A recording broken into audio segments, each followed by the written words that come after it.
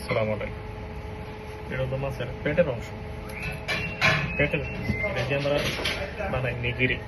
Main কাজ এটার মধ্যে।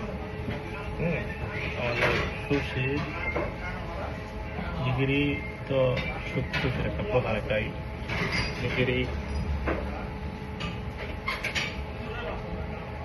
এটা দিয়ে আমরা নিগিরি বানাবো এবং কার্পাসো নিগিরি এগুলা এই পেটের পিসটা দিয়ে তৈরি করবো। তো প্রথমে আমরা কি করবো, যে বেস্তির উপরে যে অংশটা কালো অংশটা কোনো কাজ নাই, এগুলো ফেলাই। তারপর এটাকে 4 আঙ্গুল করে পিস হিসেবে কেটে দিবেন।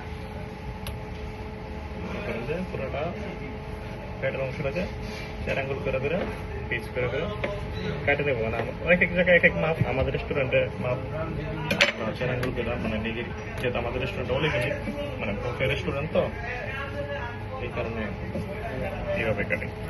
এই যে আপনার এইভাবে এটা দিবেন ছুরিটা, তারপরে নিখুঁতভাবে আপনার মতো করে আপনি এটাকে যত পাতলাভাবে কাটা যায়।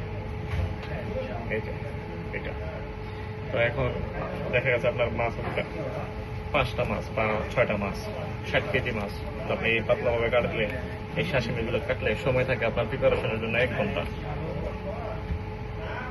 তার মাঝে স্পিগুলা মাছ কাটতে হয়, তন্ন কাটতে হয়, সালমনে মাছ কাটতে হয়, টোটাল 70-80 কেজি মাছ কাটতে হয়। সময় থাকে মাত্র সকালবেলা 1 ঘন্টা, সর্বোচ্চ 1.5 ঘন্টা।